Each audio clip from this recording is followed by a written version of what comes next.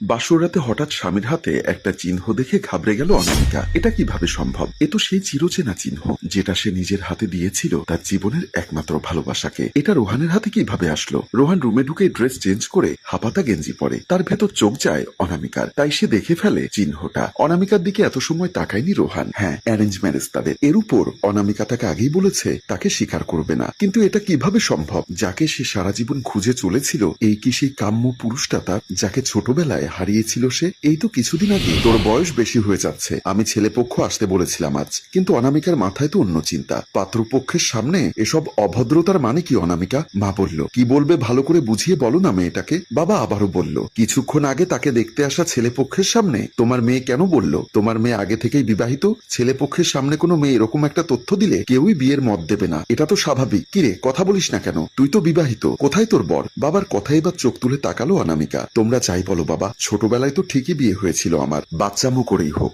সে হারিয়ে গেছে আমার জীবন থেকে, তাকে আমি খোঁজা বাদ দিব? মা বলল, উফ, তোর পাগলামি ছাড়া আর কিছুই নয় এগুলো। বাবা বলল, আমি ধৈর্য রাখতে পারছি না আর। তখনই রুমের ভেতর কাজের ছেলে ইসলাম এসে বলল, খালা ছেলে যাই নাই কো, কয় এতে তার নাকি কোনো সমস্যা নেই। ছেলে এরকম বলেছে শুনে অনামিকার চোখ কপালে উঠে গেল। কাজের ছেলেটি আবার বলল, সে নাকি অনামিকা আপার সাথে একা কথা বলতে চায় একান্তে। বাবা বলল, আচ্ছা যা তো অনামিকা, গিয়ে দেখ। অনামিকা কিছু না বলতে পেরে উঠে বের হয়ে যায়। বেলকনিতে সামনাসামনি দাঁড়িয়ে আছে অনামিকা আর রোহান। এই প্রথম ছেলেটির দিকে তাকালো অনামিকা। দেখতে নিঃসন্দেহে সুদর্শন, চকলেট কালারের সুন্দর পাঞ্জাবি পরে আছে, ভদ্র পরিপাটি সাজে এসেছে উজ্জ্বল শ্যামলা বর্ণের ছেলেটি। তবে এসে নিচের দিকে তাকিয়ে আছে। অনামিকা মনে মনে ভাবলো, এই নাকি সে কথা বলবে, এসে তো নিজেই মাথা নিচু করে আছে। এই যে এবার মাথা তুলে তাকালো রোহান। প্রথম অনামিকার চোখে চোখ পড়ল তার। অনামিকা এক পলকের জন্য তার চোখের দিকে তাকিয়ে থাকলো। কেমন যেন মায়া আছে চোখটাতে, আর অনেক দুঃখ। আবার নিজেকে ধাতস্থ করে অনামিকা বলল, আপনি বিয়ে করবেন বলেছেন নাকি? হ্যাঁ, কিন্তু আমি তো বললাম তখন সবার সামনে যে